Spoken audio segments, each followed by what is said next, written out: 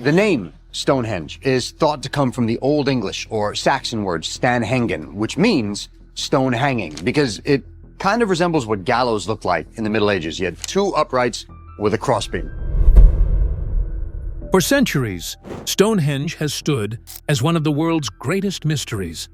A circle of massive stones rising from the English countryside, built by hands long gone and for reasons still debated.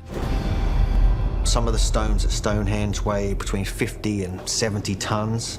So how could you have moved these into place? How could you have moved them from Wales, where the blue stones, the spotted dolerite, came from within Stonehenge? People have wondered, was it an ancient calendar, a place of worship, or something far stranger? Now, after years of digging, scanning, and analyzing, scientists say they've uncovered evidence that changes everything we thought we knew. Now, to a layperson, this might not mean too much, but to Lubbock, this tells him exactly who built Stonehenge. And it is not who anybody expected. The clues they found beneath the soil and within the stones themselves tell a story that's far more shocking than legends ever hinted. Join us as we reveal all they found out. The Stonehenge mystery, finally solved by scientists. For centuries, Stonehenge has been wrapped in mystery, its towering stones and smaller blue stones sparking fierce debate among historians and scientists alike. But now, one of its greatest puzzles, the origin of these iconic smaller stones, may finally be solved. The spotlight is on a single rock, the Newall boulder. Unearthed about 100 years ago, this football-sized stone has divided experts for decades. Did it arrive naturally, carried by ancient glaciers from Wales? Or was it deliberately hauled by humans over 125 miles, more than 5,000 years ago? A team led by Professor Richard Bevans from Aberystwyth University decided to find out. Using advanced geochemical and microscopic analysis, they compared the Newall boulder to stones from Craig Rhos I Feline, a rocky outcrop in North Pembrokeshire, Wales. The results were striking. The boulder was an exact geological match, with no evidence it was a glacial erratic. This means it wasn't randomly dropped by retreating ice. Instead, it was almost certainly moved by Neolithic people, who were already quarrying stone in that Welsh location around 3000 BCE. The chemical fingerprint, identical levels of thorium and zirconium, tied the Newall boulder and other Stonehenge fragments directly to Craig Rhos I Feline. The study also uncovered that another buried stone at the site, known as Stone 32D, wasn't the spotted dolerite scientists once believed, but the same foliated rhyolite as the Newall boulder. This type of rock, with its distinctive surface rich in calcium carbonate from centuries underground in chalk soil, offers more proof that humans, not glaciers, brought it here. Moving these stones, some weighing over 3 tons, from Wales to Salisbury Plain, would have been a monumental achievement. Most archaeologists agree that Neolithic builders undertook this incredible task, but some, like geologist Dr. Brian John, still argues for the glacier theory, pointing to marks he believes were made by ice dragging the rock across the land. But the new research challenges that view. It suggests those marks could just as easily come from natural weathering. And perhaps the most convincing point? If glaciers had carried the stones, similar fragments would be scattered all across the plain, yet they're found only at Stonehenge. That, the researchers say, speaks volumes. The latest research doesn't just challenge Dr. Brian John's glacier theory, it dismantles it. The team behind the study stated bluntly that his arguments have no basis in evidence and that presenting them as fact is disingenuous. Their reasoning is simple. Stonehenge itself is the proof. If the massive monument stands today, it's because Neolithic builders moved stones, some weighing up to 40 tons, into place. Unless we believe these enormous slabs just happened to be lying perfectly where they needed to be, they had to be transported, whether a few meters or hundreds of kilometers. And if ancient people could handle the sarsens, shifting bluestones weighing 2 or 3 tons would have been far less demanding. The sarsens, towering at over 7 meters and weighing more than 20 tons each, came from West Woods in Wiltshire, about 20 miles away. Even more astonishing, the famous altar stone was brought all the way from Scotland, a journey of nearly 470 miles. That alone proves that long-distance stone transport was possible thousands of years ago. We may never know the exact methods, but history offers clues. Indigenous communities in more recent times have moved multi-ton stones great distances using nothing more than ropes, wooden sledges, and trackways, all tools available to Stonehenge's builders. And that's part of what makes Stonehenge so remarkable. While most Neolithic stone circles were built with whatever rocks were nearby, this one was constructed entirely from stones brought from afar. Such an effort suggests it wasn't just a ceremonial site, but perhaps a unifying project for ancient Britain, a political and spiritual statement carved in stone, linking people to their ancestors and the cosmos. The new study leaves little doubt. The bluestones were carried by human hands, not dragged by ancient ice. The real mystery now isn't whether people brought them here, it's why they went to such extraordinary lengths to do it. But what if Stonehenge's true purpose was far more precise? Keep watching to find out. Could the real purpose of Stonehenge be to serve as a solar calendar? For thousands of years, people have stared at Stonehenge and wondered, what was it really for? New research suggests we may finally have part of the answer, and it's not just about rituals or burials. According to Professor Timothy Darvill of Bournemouth University, the monument may have been one of the world's earliest and most accurate calendars. Published in the journal Antiquity, Darvill's study proposes that the massive sarsen stones, the largest in the monument, were carefully arranged as the building blocks of a simple and elegant perpetual calendar, based on the solar year of 365.25 days. His analysis shows that the sarsens making up the trilithons, the sarsen circle, and the station stone rectangle were all put in place between 2620 and 2480 BCE, and remarkably, they've stayed in those exact spots ever since. The sarsen circle, perhaps the most striking feature of Stonehenge, was built from 30 upright stones linked by 30 horizontal lintels. Darvill explains that these 30 stones were designed to form a complete circuit, with each stone representing one day of a Neolithic month. In this system, a month had 30 days, divided into 3 10-day weeks. Interestingly, stones S11 and S21 break the pattern slightly in shape, marking the start of the second and third weeks. 12 cycles of 30 days gave ancient timekeepers 360 days. But what about the remaining days in a solar year? Those were represented by the 5 enormous stones of the trilithon horseshoe at the monument's center. Arranged from smallest to largest, these stones accounted for the final 5 epigomenal days, likely set aside for special festivals or religious observances.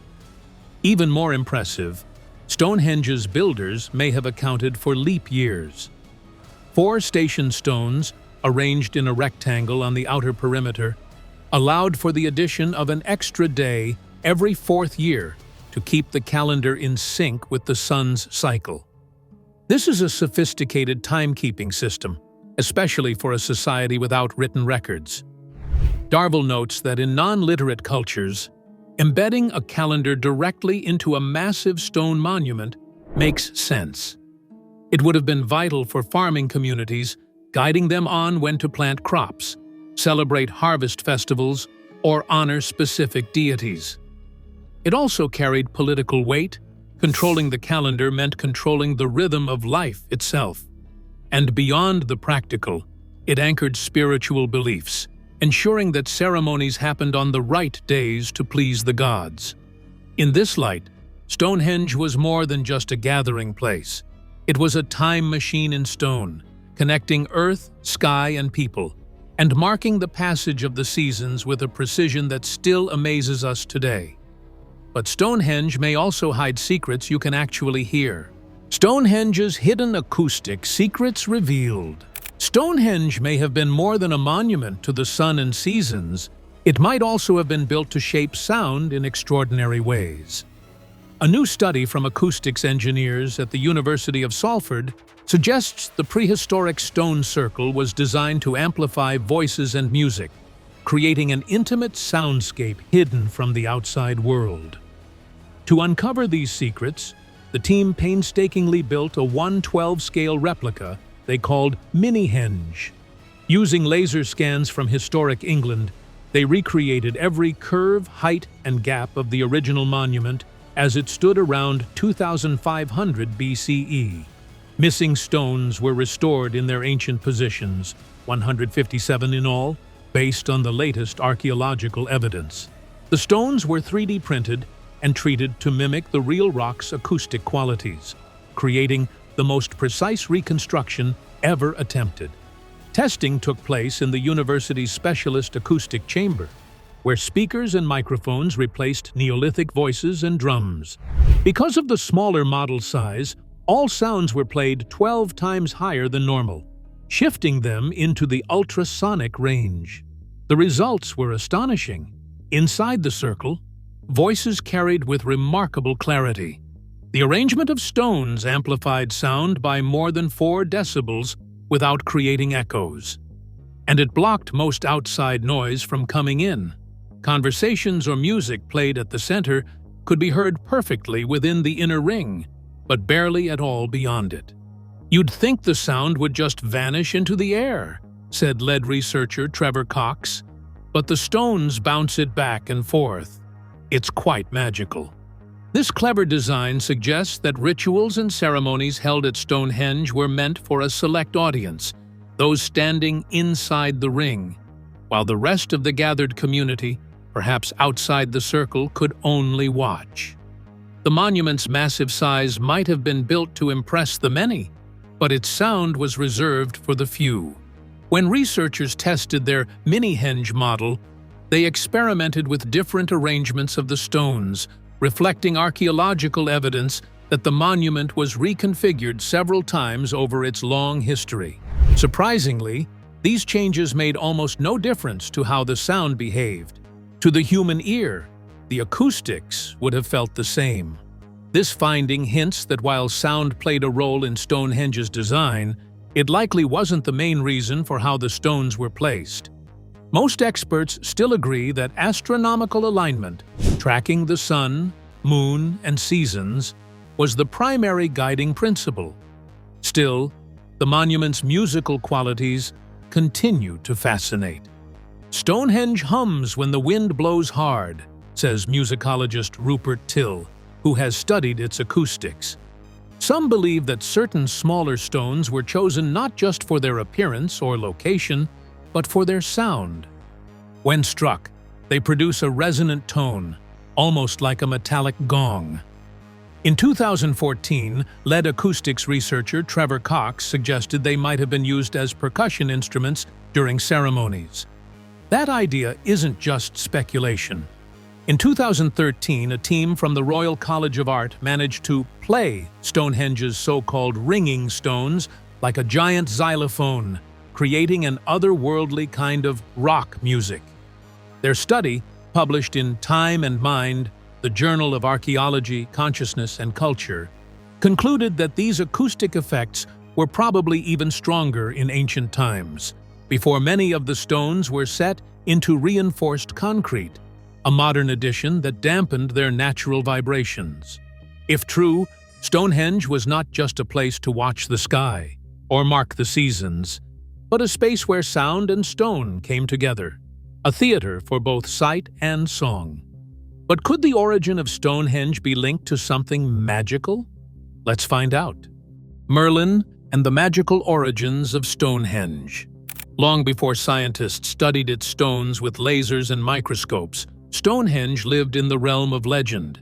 And in those ancient tales, one name towered above all others: Merlin, the mystical wizard of King Arthur's court, master of spells, dragons, and the very forces of nature. According to medieval lore, Stonehenge wasn't built by human hands at all, but by magic. The story begins in the 5th century, after a brutal massacre of British nobles by invading Saxons. King Aurelianus Ambrosius, uncle to the future King Arthur, wanted to honor the dead with a monument unlike anything seen before. Ordinary stone wouldn't do. He needed something eternal, something infused with power. Merlin had the answer. In Ireland, he said, stood a circle of giant stones placed there by ancient giants, stones said to hold mystical healing powers.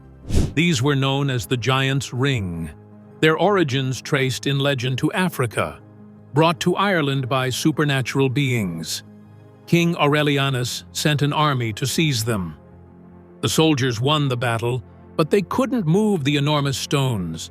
That's when Merlin stepped forward, summoning his magic to lift the megaliths into the air and carry them across the sea to Salisbury Plain, where he arranged them into the sacred circle we know today. The tale first appeared in Geoffrey of Monmouth's 12th century Historia Regum Britanniae, a blend of folklore, national pride, and poetic imagination. But for centuries, it was taken as truth. Many genuinely believed giants, wizards, or other supernatural forces had raised Stonehenge. After all, how else could people thousands of years ago have built it without modern tools or machines? And the Merlin legend is just one thread in a tapestry of myths. Some say Stonehenge is the burial place of two kings, Uther Pendragon, father of Arthur, and King Aurelianus himself.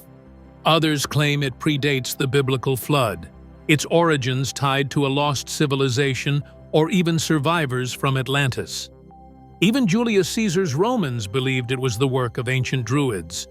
To medieval minds, its perfect design and massive stones seemed far too extraordinary to be ordinary human work. Myths didn't just try to explain how it was built, but why it existed at all. And magic felt like the only answer. Today, we know Merlin's role is pure legend, yet the site still draws people for its deep spiritual pull.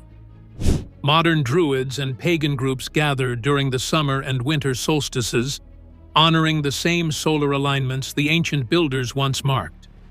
It turns out they're closer to the truth than they think, not magic, but astronomy. The stone's alignment with the rising sun at the solstice shows a sophisticated understanding of the heavens. In the end, the real story isn't about sorcery or giants. It's about generations of humans working over centuries, creating a monument that blended ritual, mystery, and cosmic meaning.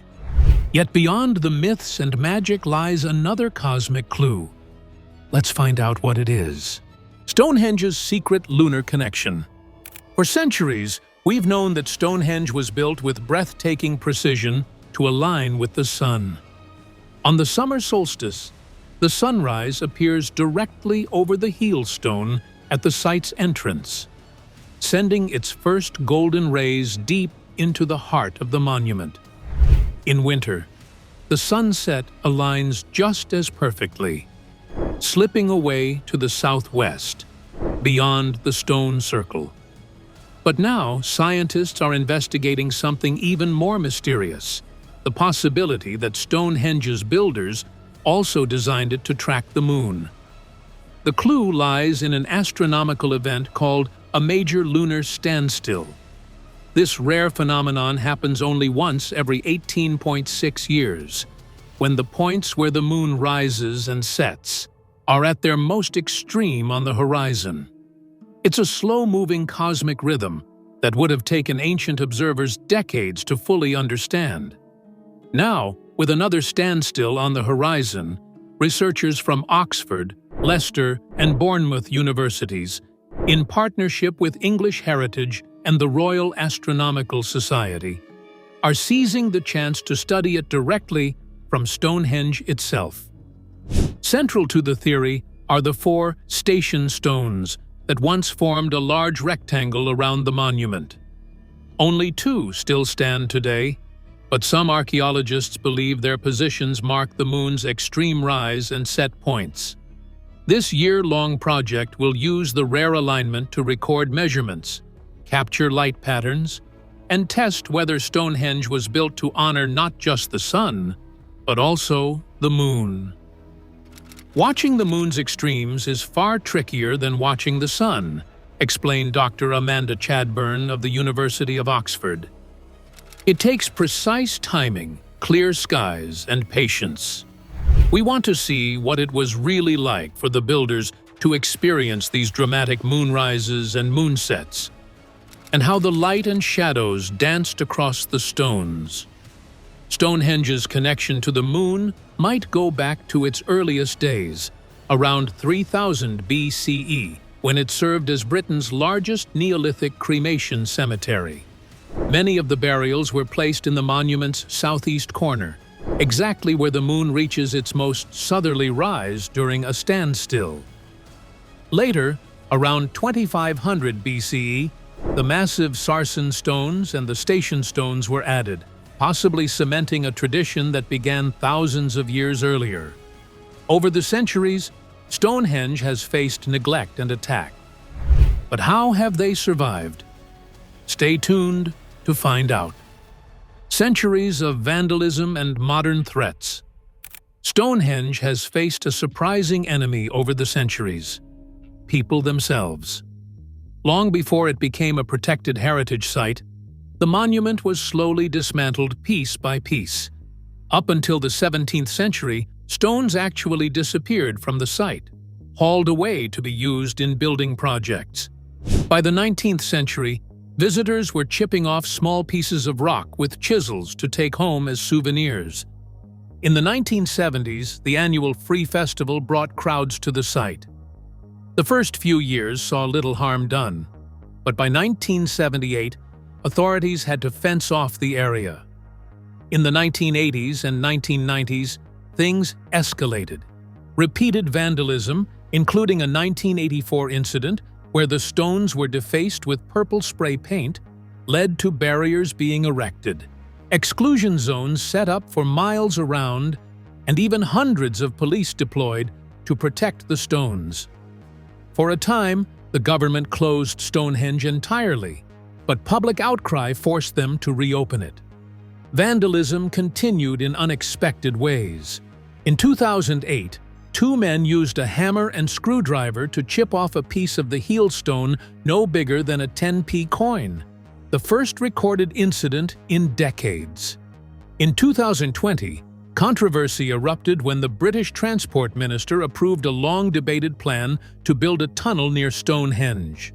Critics called it state-sponsored vandalism, with historian Tom Holland describing it as unbelievable destruction of the landscape. The court ultimately allowed the project to proceed. Even protests have targeted the monument. On June 19, 2024, climate activists from Just Stop Oil sprayed 3 of the standing stones with orange cornflower paint. English Heritage called the act extremely upsetting and began an investigation, but the powder was later removed without leaving visible damage. So what do you think about what scientists finally found? Let us know in the comments section below. Thank you for watching this video. We hope you found it interesting. Don't forget to like and subscribe. Click the next video shown on your screen to catch up on your favorite celebrity stories. See you there.